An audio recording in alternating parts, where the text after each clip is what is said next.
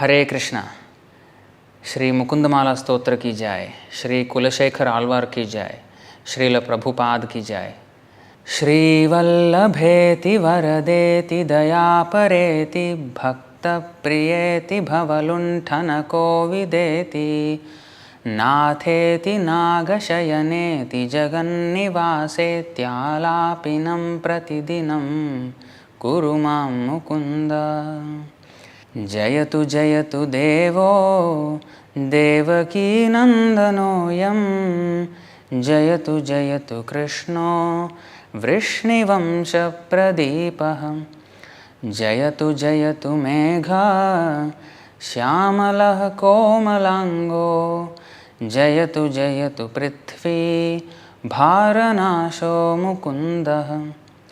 मुकुन्दमूर्ध्ना प्रणिपत्य याचे भवन्तमेकान्तं इयन्तमर्थम् अविस्मृतिस्त्वच्चरणारविन्दे भवे भवे मेस्तु भवत्प्रसादात्।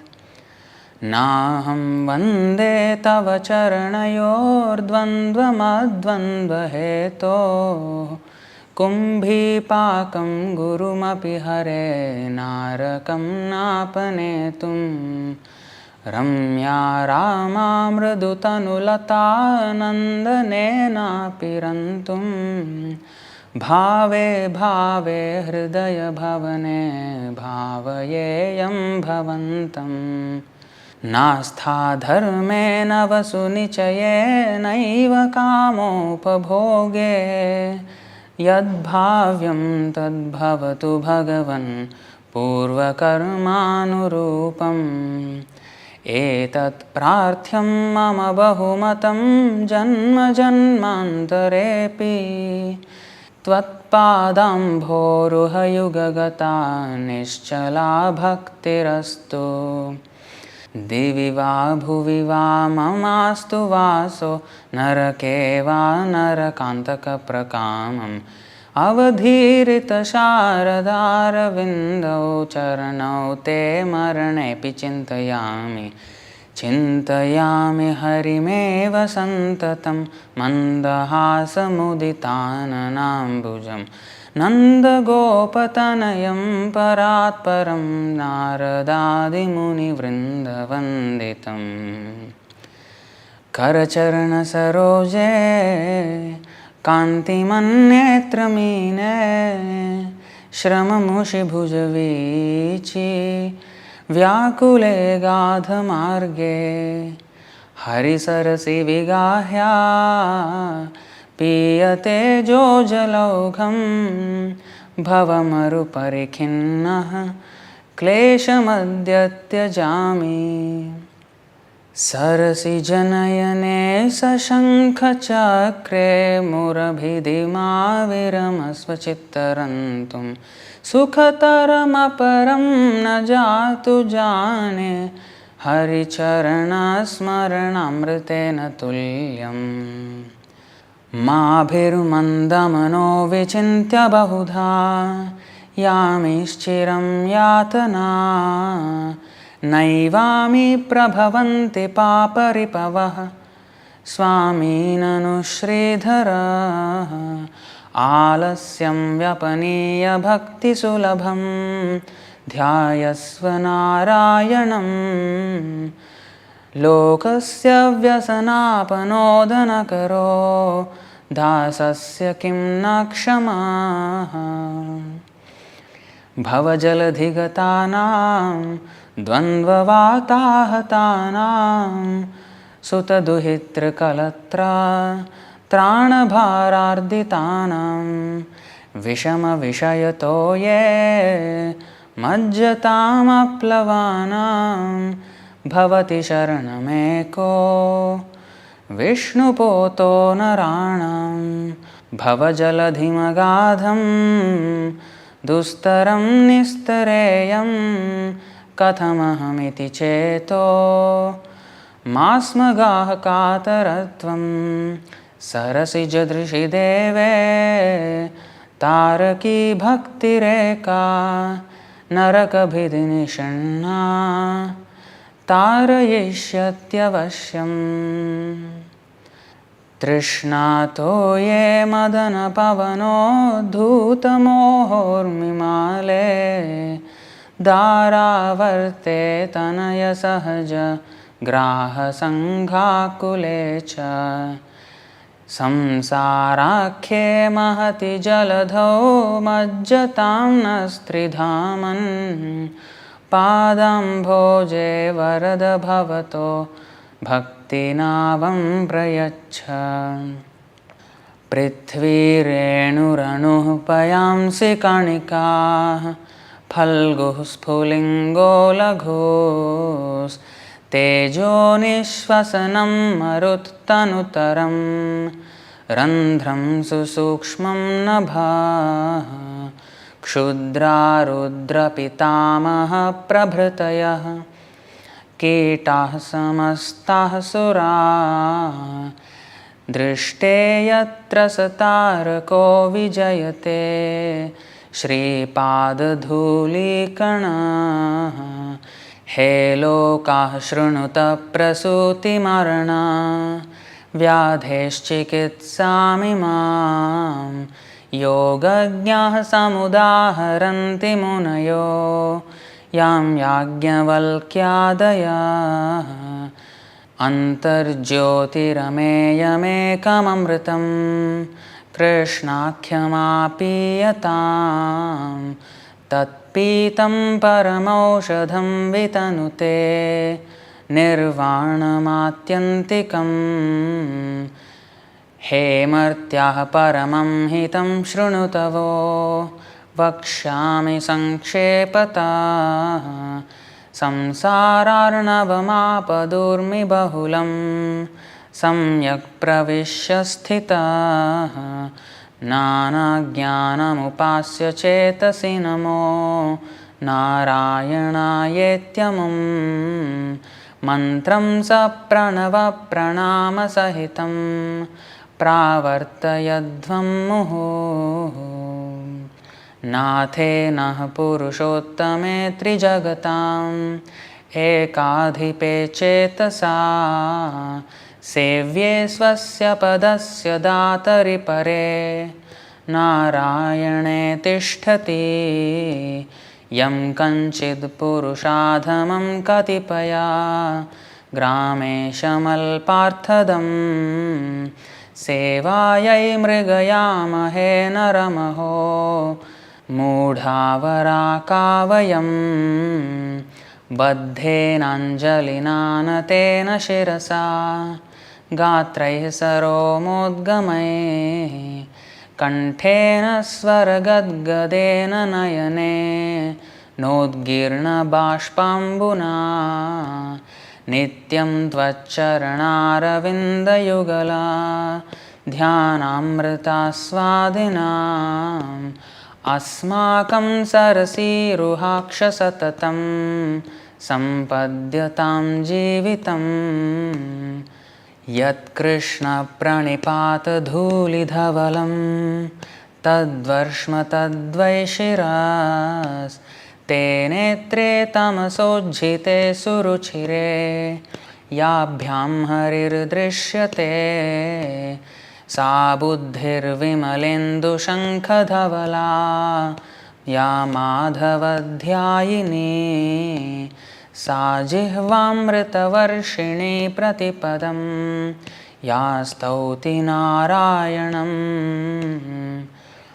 जिह्वे कीर्तय केशवं मुररिपुं चेतो भज श्रीधरम् पाणिद्वन्द्वसमर्चयाच्युतकथाः श्रोत्रद्वयत्वं शृणु कृष्णं लोकयलोचनद्वयहरेर्गच्छाङ्घ्रियुग्मालयं जिघ्रघ्राणमुकुन्दपादतुलसीं मूर्धन्यमाधोक्षजम् आम्नायाभ्यसनान्यरण्यरुदितं वेदव्रतान्यन्वहं मेदश्छेदफलानि पूर्तविधयः सर्वं हुतं भस्मनि तीर्थानामवगाहनानि च गजा स्नानं विना यत्पदा द्वन्द्वाम्भोरुह संस्मृतिं विजयते देवः स नारायणः। मदनपरिहरस्थितिं मदीये मनसि विचिन्त्य पदारविन्दधाम्नि हरनयनकृशानुनाकृशोऽसि स्मरसि न चक्रपराक्रमं मुरारे। नाथे धातरि भोगि भोगशयने नारायणे माधवे देवे देवकीनन्दने सुरवरे चक्रायुधे शार्ङ्गिणी लीलाशेषजगत्प्रपञ्चजठरे विश्वेश्वरे श्रीधरे गोविन्दे कुरु चित्तवृत्तिमचलाम् अन्यैस्तु किं वर्तनैः। माद्राक्षं क्षीणपुण्यान् क्षणमपि भवतो भक्तिहीनान् पदाब्जे मा श्रौषं श्राव्यबन्धं तव चरितमपास्यान्यदाख्यानजातं मा स्मार्षं माधव त्वाम् अपि भुवनपते चेतसापहनुवानान् मा भुवं त्वत्सपर्या व्यतिकररहितो जन्म जन्मान्तरेऽपि मज्जन्मनः फलमिदं मधुकैटभारे मत्प्रार्थनीयमदनुग्रह एष एव त्वद्भृत्यभृत्यपरिचारकभृत्यभृत्यभृत्यस्य भृत्य इति मां स्मरलोकनाथ। तत्त्वं ब्रुवाणानि परं परस्तान् मधुक्षरन्तीव मुदावहानि प्रावर्तय प्राञ्जलिरस्मि जिह्वे नामानि नारायणगोचराणि नमामि नारायणपादपङ्कजं करोमि नारायणपूजितं सदा वदामि नारायणनामनिर्मलं स्मरामि नारायणतत्त्वमव्ययम्। श्रीनाथ नारायण वासुदेव श्रीकृष्ण भक्ता प्रियचक्रपाणे श्रीपद्मनाभाच्युतकैटभारे श्रीराम पद्माक्ष हरे मुरारे अनन्तवैकुण्ठ मुकुन्द कृष्ण गोविन्द दामोदर माधवेति वक्तुं समर्थोऽपि न वक्ति कश्चिद् अहो जनानां व्यसनाभिमुख्यम्।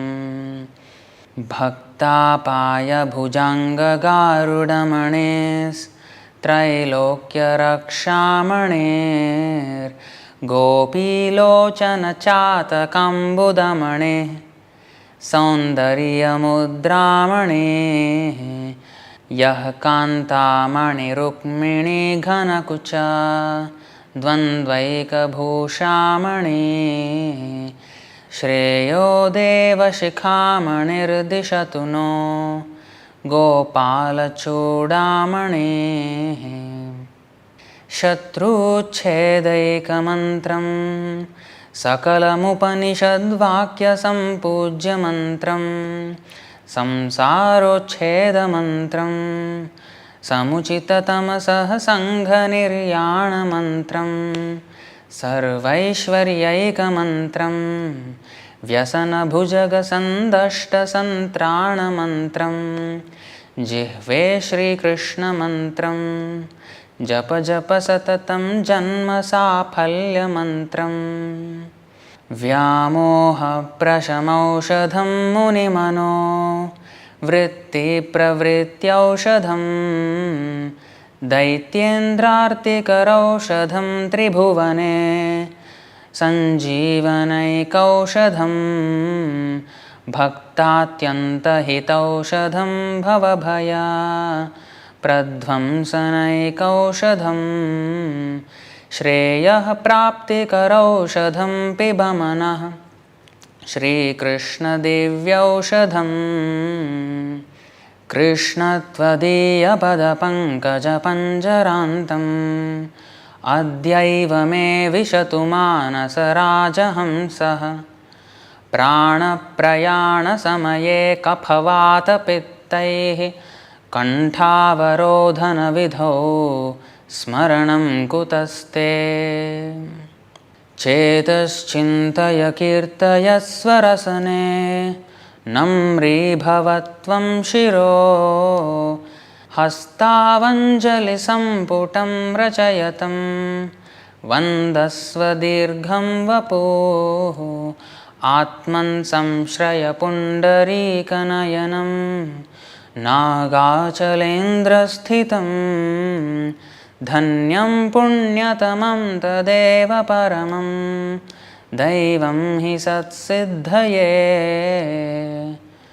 शृण्वन् जनार्दनकथागुणकीर्तनानि देहेन यस्य पुलकोद्गमरोमराजिः नोत्पद्यते नयनयोर्विमलाम्बुमाला धिक्तस्य जीवितमहो पुरुषाधमस्य अन्धस्य मे हृतविवेकमहाधनस्य चौरैः प्रभो बलिभिरिन्द्रियनामधेयैः मोहान्धकूपकुहरे विनिपातितस्य देवेश देहि कृपणस्य करावलम्बम् इदं शरीरं परिणामपेशलं पतत्यवश्यं शतसन्धिजर्जरं किमौषधं पृच्छसि मूढदुर्मते निरामयं कृष्णरसायनं पिब आश्चर्यमेतद्धि मनुष्यलोके सुधां परित्यज्य विषं पिबन्ति नामानि नारायणगोचराणि त्यक्त्वान्यवाचः कुहकाः पठन्ति त्यजन्तु बान्धवाः सर्वे निन्दन्तु गुरवो जनाः तथापि परमानन्दो गोविन्दो मम जीवनम् सत्यं ब्रवीमि मनुजाः स्वयमूर्ध्वबाहुः यो यो मुकुन्दनरसिंह जनार्दनेति जीवो जपत्यनुदिनं मरणे रणे वा पाषाणकाष्ठसदृशाय ददात्यभीष्टम् नारायणाय नम इत्यमुमेव मन्त्रं संसारघोरविषनिर्हरणाय नित्यं शृण्वन्तु भव्यमतयो यतयोऽनुरागाद् उच्चैस्तरामुपदिशाम्यहमूर्ध्वबाहुः चित्तं नैव निवर्तते क्षणमपि श्रीकृष्णपादाम्बुजान् निन्दन्तु प्रियबान्धवा गुरुजना गृह्णन्तु मुञ्चन्तु वा दुर्वादं परिघोषयन्तु मनुजाः वंशे कलङ्कोऽस्तु वा तादृक्प्रेमधरानुरागमधुना मत्तायमानं तु मे कृष्णो रक्षतु नो जगत्त्रयगुरुः कृष्णं नमध्वं सदा कृष्णेनाखिलशत्रवो विनिहताः कृष्णाय तस्मै नमः कृष्णादेव समुत्थितं जगदिदं कृष्णस्य दासोऽस्म्यहं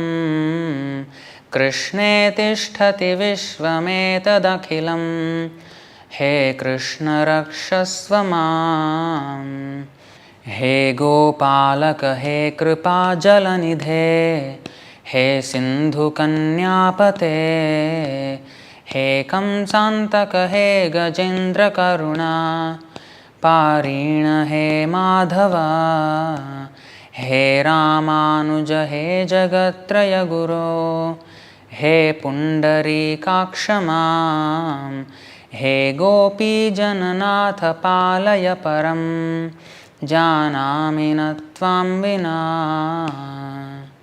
दारावाराकरवरसुता ते तनूजो विरिञ्चिः स्तोता वेदस्तव सुरगणा भृत्यवर्गः प्रसादः।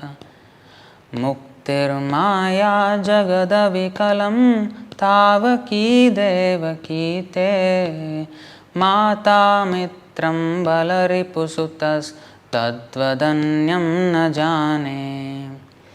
प्रणाममीशस्य शिरः फलं विदुस्तदर्चनं प्राणफलं दिवौकसः मनः फलं तद्गुणतत्त्वचिन्तनं वचः फलं तद्गुणकीर्तनं बुधाः। श्रीमन्नाम प्रोच्य नारायणाख्यं केन प्रापुर्वाञ्छितं पापिनोऽपि हानः पूर्वं वाक् प्रवृत्तान् तस्मिंस्तेन प्राप्तं गर्भवासादिदुःखं। ध्यायन्ति ये विष्णुमनन्तमव्ययं हृत्पद्ममध्ये सततं व्यवस्थितं समाहितानां सतताभयप्रदं ते यान्ति सिद्धिं परमां तु वैष्णवीम्। तत्त्वं प्रसीद भगवन् कुरु मय्यनाथे विष्णो कृपां परमकारुणिकः खलु त्वं संसारसागरनिमग्नमनन्तदीनम् उद्धर्तुमर्हसि हरे पुरुषोत्तमोऽसि। क्षीरसागरतरङ्गशीकरा सारतारकितचारुमूर्तये भोगि भोगशयनीयशायिने माधवाय मधुविद्विषे नमः। अलमलमलमेका प्राणिनां पातकानां निरसनविषये या कृष्ण कृष्णेति वाणी यदि भवति मुकुन्दे भक्तिरानन्दसान्द्रा करतलकलिता सा मोक्षसाम्राज्यलक्ष्मीः। यस्य प्रियौ श्रुतिधरौ कविलोकवीरौ मित्रौ द्विजन्मवरपद्मशरावभूतां तेनाम्बुजाक्षचरणाम्बुजषट्पदेन राज्ञा कृताकृतिरियं कुलशेखरेण। मुकुन्दमालां पठतां नराणाम् अशेषसौख्यं लभते न कस्वित् समस्तपापक्षयमेत्य देहि प्रयाति विष्णोः परमं पदं तत्। हरे कृष्ण।